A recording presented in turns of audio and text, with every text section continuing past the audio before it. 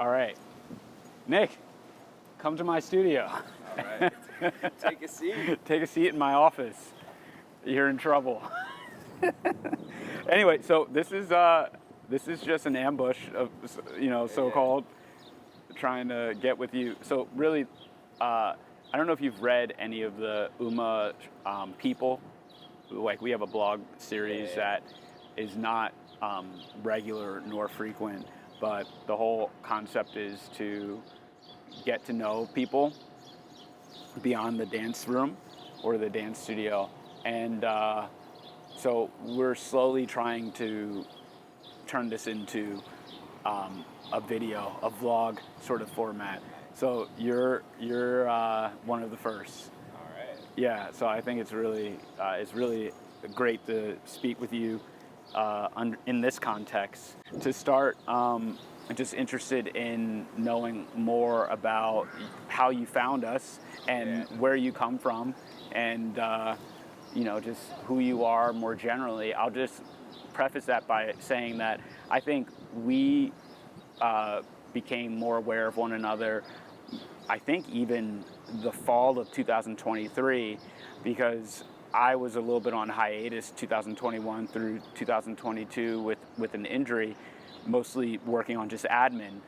So when I arrived, I discovered you. You're very much immersed in the regular schedule, and then, shortly after meeting you, I'm seeing you in dance battles and doing backflips in shows, doing umami and like all these different, like, just involved on such a deep level.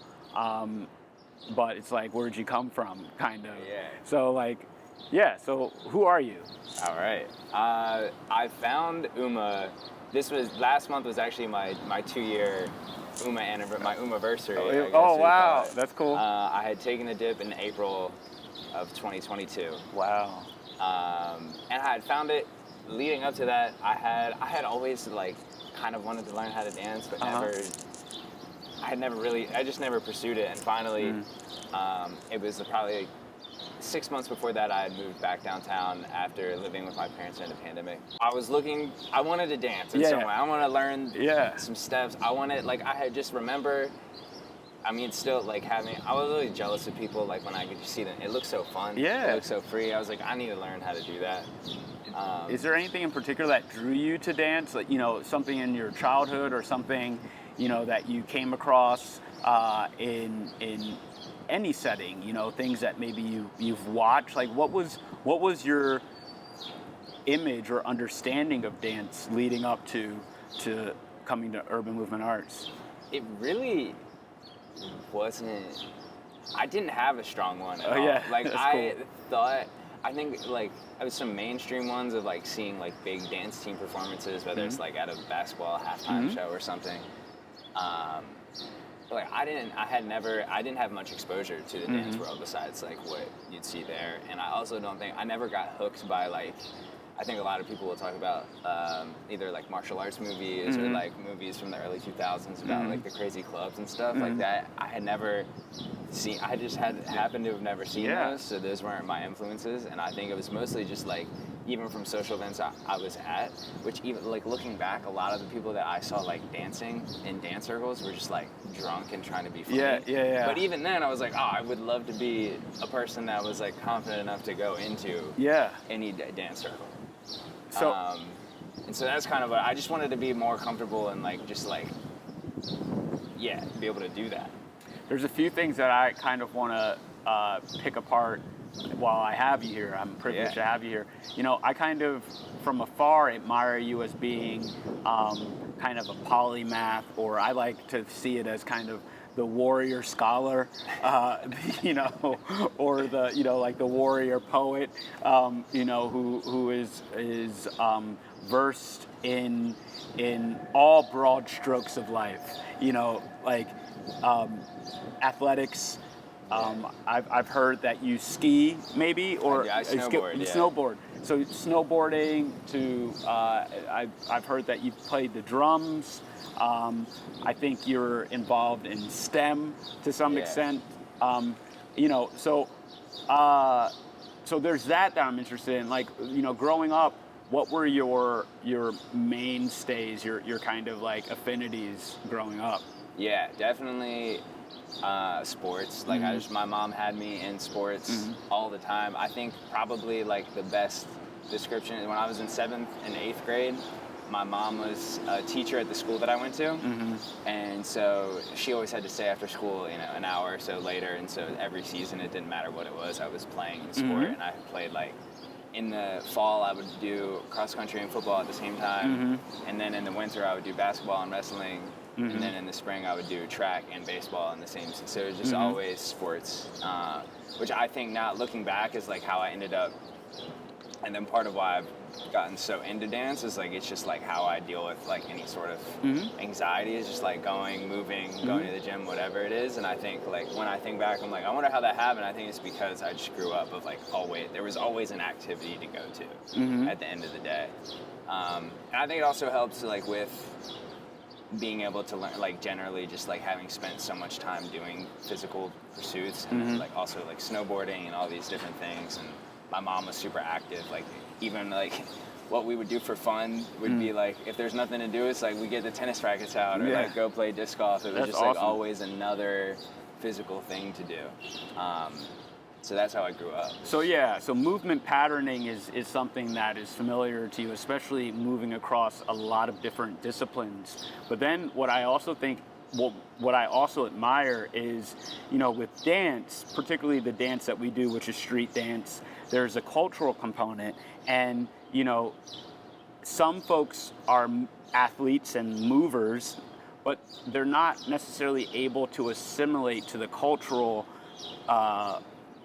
ways of expressing themselves within the dance, which I think, is more elusive to a lot of people. So it's like how I mean, I'm not going to project onto you, but I will slightly. It's like, it seemed to me in observing you is that you, at a very early point, were interested in going beyond the classroom and into the communal arenas, the social arenas, and that likely is one of the things that helped to facilitate this kind of assimilation, I'll call it, because that's what it is, cultural assimilation to a certain extent. So how would you describe that part of your journey? Yeah, I think I was really interested in like I think a big part of like when I did the dip and like what ultimately at the time what I was like the best outcome would be like make friends and like go out with these friends and go dancing and like just be part of it in some way. And so I think Bill was really like my gateway friend into the community. Everyone should know Bill. Yeah. Bill. Big shout out to Bill. Big shout out to Bill. Bill currently, we're in May 2024 right now. Bill is pursuing a degree in chiropractic. Do you say chiropractic or chiropractorship or? Yeah. I think he's gonna be a chiropractor. Yeah. But previous to that, Bill was the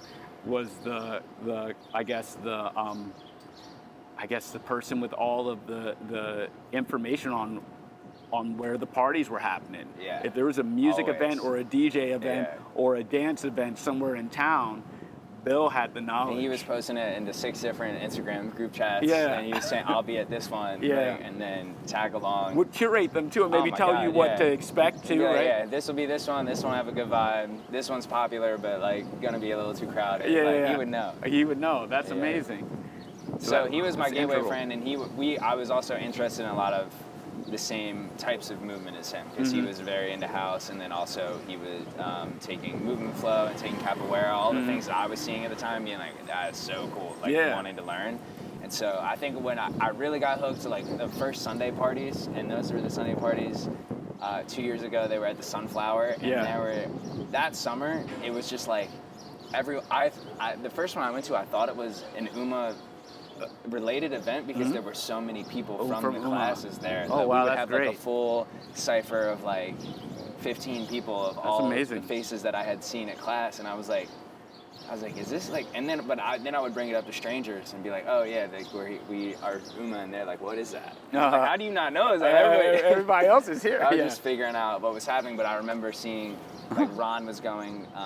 Ron went to a couple of the Sunday parties that year. It's like the first time I saw Chad Money and like, all these names that became more commonplace. But like watching them dance and like do it, I was like, oh, like I remember thinking that summer, I was like, next summer at the Sunday party, it's like, I'm gonna be in the Cyphers. Like, this is so Did you fun. make it into the Cyphers? I did, nice. I had made it into it that summer, but I was like so nervous that I'm glad there's a no phone rule at the Sunday parties, because I don't want to know what those rounds look like. Yeah, that's great.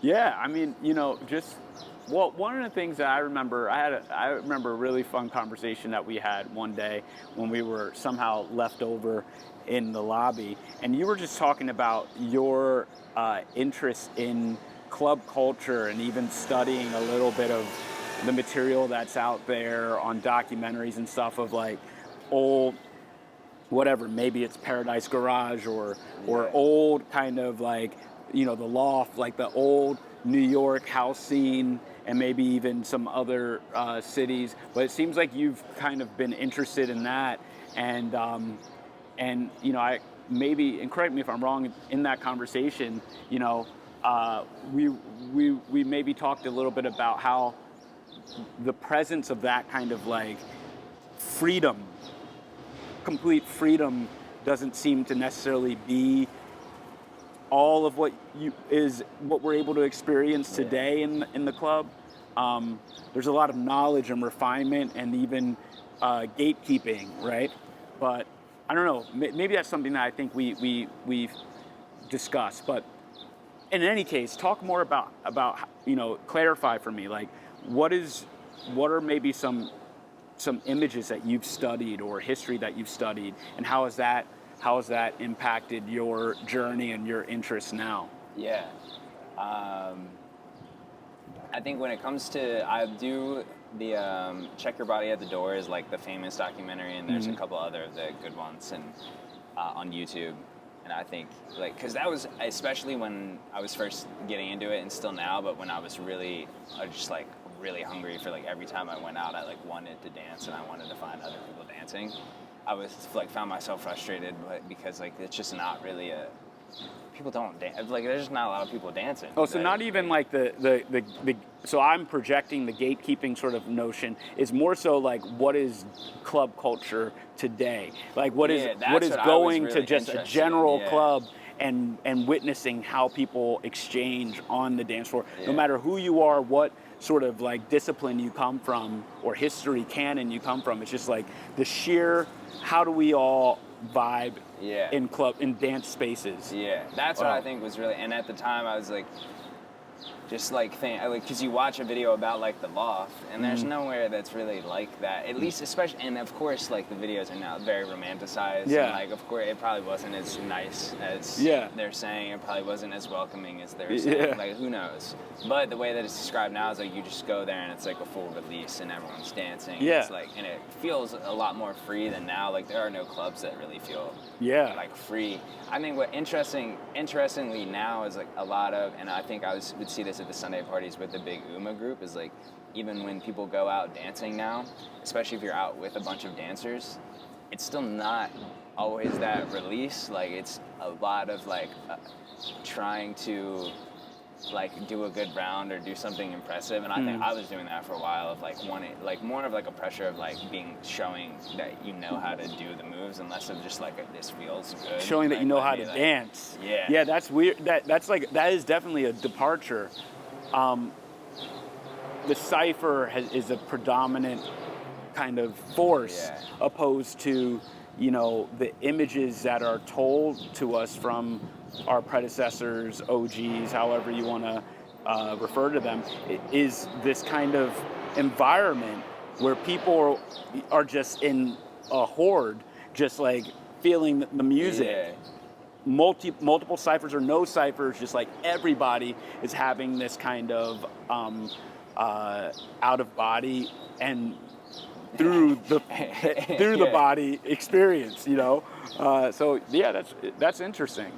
Why do you think that is?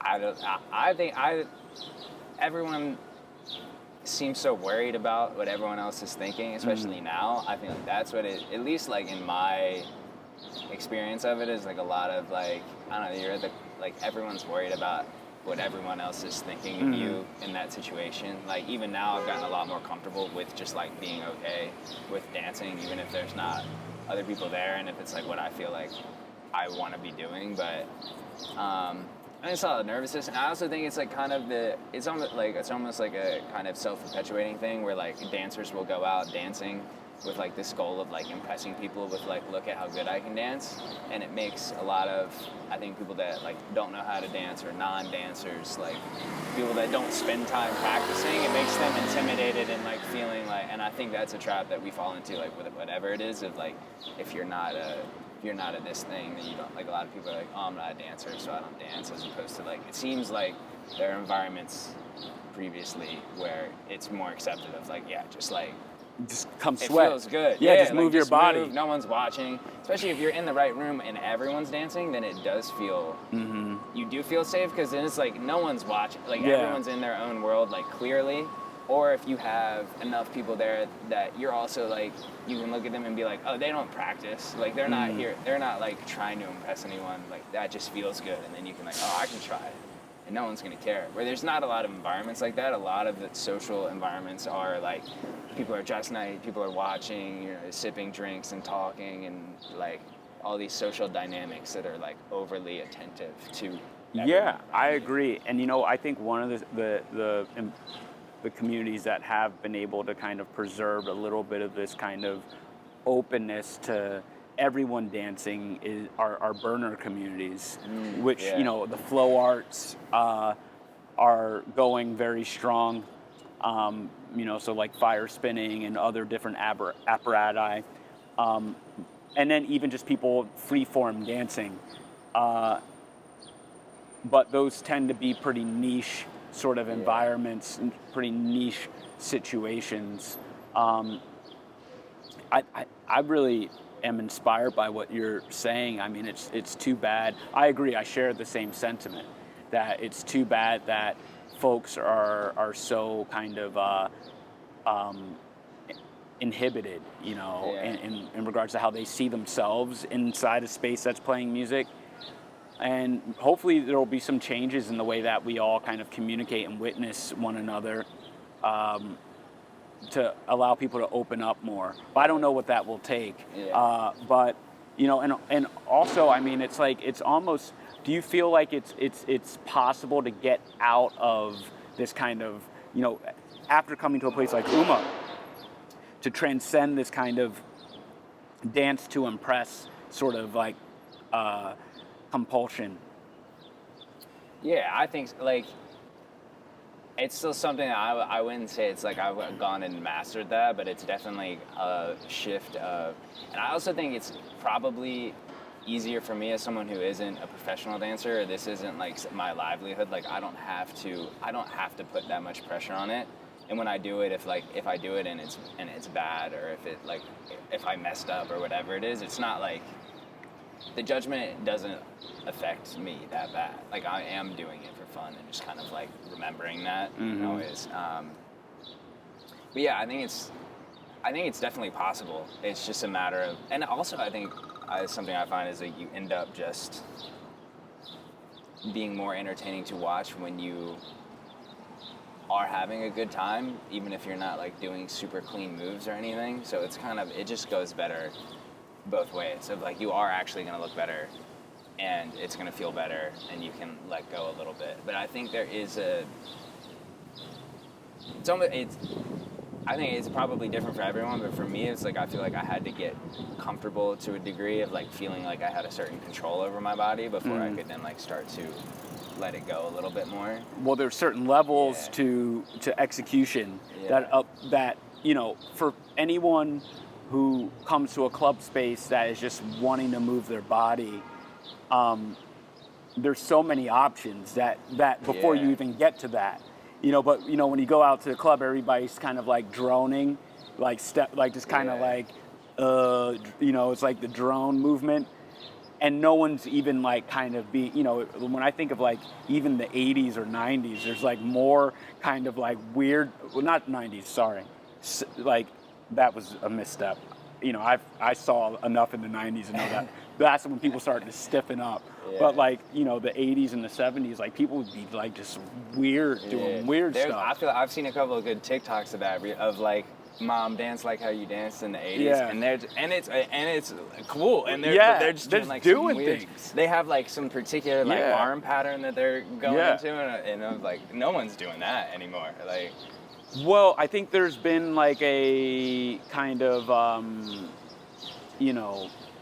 the notion of cool has become this kind of hierarchy, this kind of structure that kind of imposes on the common person, and so you kind of have to stay inside the lane and not get too expressive. But I honestly think that's one of those things that will have to kind of push these kind of like genre-based identities to the side to allow people to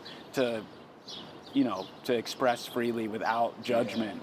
I don't think we can get back to it in regards to like things like house dance or whatever it may be. I think it has to be something completely new for that to happen. Yeah, I do think, and there also is something to be said for it being like a little bit of like a knowledge problem of like, because a lot of people, like I didn't grow up being taught how to dance, like even like very basic steps. Or witnessing dance. You don't have to be taught. Yeah, you just like witness people moving. I wasn't even seeing like the same movies as everyone. I wasn't like, my parents weren't like dancers. Even like for fun, like they like just, it wasn't in any of the environments. And I think that's the same for a lot of people. And so it's not even like they can have the urge of like, oh, I want to, like move. They can feel the music and I want to move. But they actually just don't know what to do. And especially once you're in an environment where people are watching, it can lead to like freezing. And they don't have like even like a two-step that they've like done in their room a little bit that they can just like go to and break out. Where like once you learn a couple of like basic stuff. So I think that basic steps, there's like a freedom that comes from that of like, okay, I can just like do this and it feels good and that's nice. And I am dancing versus like just having like, does this look ridiculous or like what am I doing, or all the like doubts that can come from just like that wide open, you can do anything, but this a lot of times it's like, well, I don't know what to do. I think like things like TikTok and social media will make give people more license to dance and more information to generally dance, and then hopefully environments kind of shift. I'm inspired by this conversation to have an event that is like sounds an alarm, almost like Planet Fitness, if there's a cipher. That would be funny. So it's just like alarm. It's not about that. It's not about that. You better get that out of here, And so I think that's what will come out of this conversation. I'll credit you. So I just want to wrap up, kind of getting to more kind of procedural things, because I think one of the things that I think is of immense value to me to learn in this moment, but I think can be of value to others, is to kind of get more inside your kind of method of thinking and approaching learning. I see you as somebody who is, and there's a few other people in the UMA community who exude this characteristic of having a knack for learning. So are there any kind of procedural advice points or anything that you think are worthwhile to share with others about like how to maybe approach something like dance and or just physical learning in general? Like how do you process it? What makes sense to you? Yeah. For most, I think just like, I don't know if my advice would be good, because I think I got hooked so hard, like when I started going to movement flow classes and capoeira classes and all the things, like I don't know what it was, but I just like had such a strong urge of like, I want to get good at this, like I want to go do this, and so I spent a lot of time. There were points where I would like feel disorganized if I had specific kicks I wanted to learn, or like a specific movement, or like a handstand hold or whatever it is, I would just make sure I spent like a certain amount of time per week doing one of those, or even like, especially, I would have like lists of kicks, lists of positions, and then like a couple of workouts I would do, and just to like stay healthy, especially like knee related stuff, especially like watching Ron deal with his knees. You were coming back from an injury, and I think that's like, at least on my social media feeds, probably because I've watched so many of them, is just so popular of like always being worried about keeping your body healthy and like doing workouts more, especially after years of like, I had spent most of my time in the gym was just like trying to get bigger muscles, and now I'm like, it's really not that important, and I don't need big muscles for anything besides mobility is way like more now important. like all I need muscles for is to like do handstands and flips, like that's what I want to do. So now every time I'm using weights, it's usually like to a full range of motion, like worried about knee longevity and stuff like that. But I think the main thing is just like especially when I first started, I was just going to classes all the time, and then when I was frustrated or like there was this move that I couldn't figure out how to do, I would just go try to do it over and over again. Well, I think there's no mystery to a lot of this. Like, process is so important, and I think when I heard you say that you would schedule out certain workouts, I mean that's standard for all people who I've experienced achieve results and kind of reach a certain level of merit inside these sorts of things, beyond just like being able to just like keep the beat, groove a little bit, stick with the foundation, like to become more dynamic, more of a virtuoso in terms of movement. It does require process. It requires being thoughtful about how you isolate certain techniques or certain pathways, patterns, and building proficiency. So I think that's something that I've always tried to encourage people to do. Is like be process oriented, because the only way that you can really track results is through like marking where you're at. Like how good was this? It has to be somewhat one of my scientific. favorite ones is this Capoeira YouTube channel that I follow. He has a whole list of like he has a spreadsheet of like all of the kicks, all of the different types of cartwheels, like all of these different things, and then for himself he like ranks how well he's like mastered each one, and then like has like a last trained date on it. What like this can you name this? His name is Minho. It's spelled Minho. He lives in Portugal, I think, or Afro? He lives somewhere in Europe. No, Okay. He's a skinny white guy. Okay. But yeah, it's got like, I think he has like 1,000 subscribers. It's a small channel. It's great. He posts he's got a long list of stuff. He will teach you how to do a bunch of stuff. And he's probably got a lot of stuff in his arsenal, just it's because this guy is very systematic with this process. That's really cool. So, in terms of what's next, what's on the horizon? Because one of the beautiful things about being a movement practitioner, more than just an athlete, and because what I think about movement, being a movement practitioner, even isolating it from the martial arts, anything that's competitive is just that. It's a journey with the self, and it doesn't have to conform to, a community, even if it doesn't. If you want to isolate and just make it about your own practice, but so there's that, but then there's also what I think.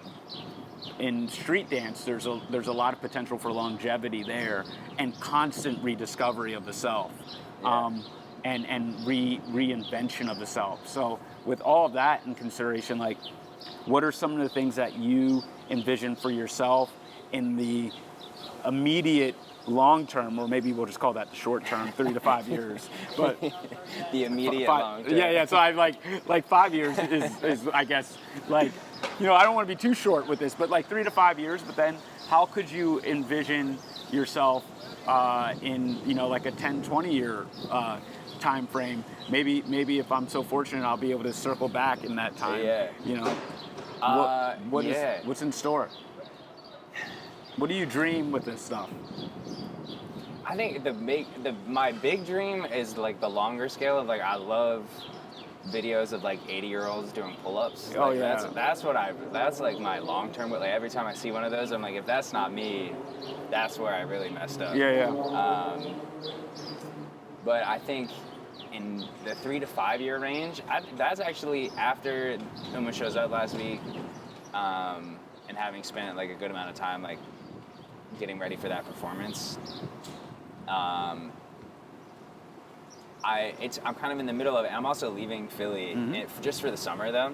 But that's kind of like I have just like put off everything until now. Now I'm like, I got to figure it out. I'm definitely going to keep up with like certain moves and stuff, but I think over the next 3 to 5 years, I'll be more focused on the like the scene as a whole, like figuring out more about like how the dance and the movement world like works, and figuring out like I think I do want to do more performances, just figuring out like where they are, what they look like, how like if that's even, I think I want to be careful of like I'm lucky enough that I can make this part of my life like for me, and so I'm like and the fun part for me so far has mostly been learning how to do moves and just and showing up at events and being able to like throw down a little bit, throw down with friends. That's all it has to be. I know. Because you have a job. You're a professional in whatever field you're in. What do you do? I'm a software engineer. Okay, so you're a software engineer, and what's beautiful about that, and what's beautiful about street dance, is that it's a lifestyle. Yeah. But it doesn't have to be a career. It doesn't have to be a vocation or whatever. However you want to look at it, I think there's certain people who fall into that either as a calling or like I feel that it was a calling for me and it's a responsibility for me. But I often envy folks like yourself. Yeah. Because you are able to contribute and benefit without the baggage. Yeah. And there's nothing better. I watch There's y'all nothing do it, better. and I'm like, it seems hard, especially all of you are teaching and using your bodies to make a living and stuff. I'm like so lucky. Like I sit at a desk all day, and then I get to leave and come do this thing. I'm fresh. Like the worst thing that happens to me is I get stiff from sitting. You know, like I didn't have to teach a house class for a living, which seems so. And I think it's like makes sense why as like professional dancers get older, like they can have some trouble with their bodies because they don't get a break. You don't get a break. So I'm like, I definitely see that. I'm like very grateful that I have the option to make it like I can make this entirely for me, for fun, for like forever. Yeah. And evolve stay healthy with people. Yeah. So I mean, I really encourage that, and that's one of the main missions for UMA is for folks at any stage of their life to see that they can be a part of a culture that prioritizes communication through celebration, which is dance. Dance in a lot of ways is a collective way to celebrate life, expression, sharing, and that's kind of the message that I'm dedicated to getting out to people. So I think you, in a lot of ways, represent what that can be about, and you represent it for your generation. But there's certainly people in UMA who represent it who are even older than me, and who are great examples of how to live a dance life. Which to me is extremely enriching on so many levels. Is there anything that like you would like to communicate to UMA broadly, or even just like people who maybe who haven't really engaged with the community, anything about movement life, dance life, that you would like to leave as a kind of a final message for this iteration of our discussion? Definitely. This 2 years at UMA has been like life-changing for me. I think in terms of like even my relationship with my body, my relationship with Philly, and with like the whole new crowd that I've become a part of and had so much fun with. And definitely, like, just the environment at UMA is so welcoming. I think the dip is like part of a whole bigger vibe at UMA. The dip and UMA Shows Up is like very much does a good job of welcoming beginners and people, especially adult beginners, where I think it is hard to find find places that will like take anyone at any age and encourage them. And there's no like, and no one at any point like watched me dance and made me feel bad about it. Like even when I knew that I like probably looked dumb and I like hey. Y'all better work. I don't know what you're doing, but you better work. Yeah. You can tape them. Yeah, get them. There There's go. dancers everywhere. It's crazy. There are dancers everywhere. They're swarming. They swarm the streets in Philly. I wonder where they're going. But anyway, But yeah, it's such a great learning environment, great social environment. It's so welcoming, and then people will encourage you. And I feel like it's something that I learned too. Of like, it's like when so many people have supported you, even when you feel dumb or like you feel like there's no way that what I'm doing looks good right now, and everyone is telling me it is. And now it's like as other beginners come in, you learn how to be supportive for them too, and like it's just like such a great perpetuating cycle. And then also having been so interested in fitness and sports my whole life, it's like a whole new area of like the body, the relationship with the body, and then adding in the whole other relationship of music, which is like, I don't know, in retrospect, like so obvious. Like I have all these ideas of like, I mean, I was like, I need to like coach a baseball team, but like make it like a house, because, or even a football team, because a lot of the footwork and stuff that you're doing in those sports is like so boring and monotonous. But I'm like, I'm probably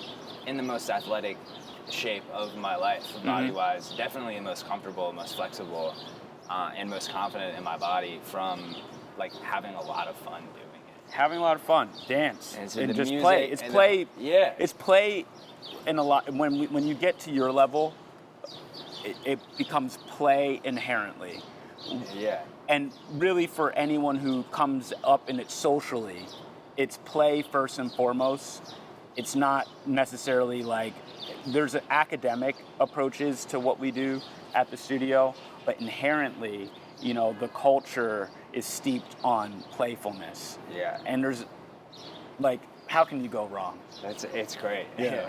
So anyway, well, Nick, yeah. Thank you. And the one other thing Yeah, is just please. I just want to thank all the UMA teachers too, Yeah. especially like, I mean, Ron, who I'm going to miss this summer, and then Emily, who used to teach like the best freestyle class ever.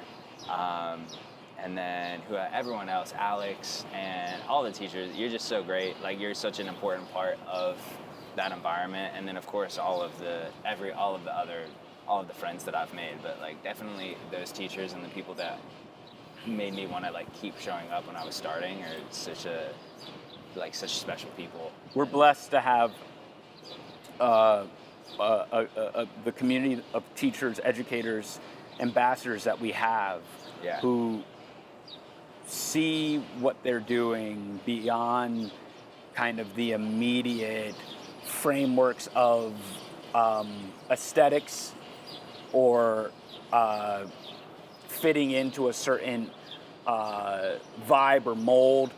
You know, Yeah. it's seeing it as this kind of more universal, holistic entity that can change lives. And I think what you've kind of expressed is that you've experienced that. Definitely. I hope the next time we talk, we'll do another one of these in a few years or a few months.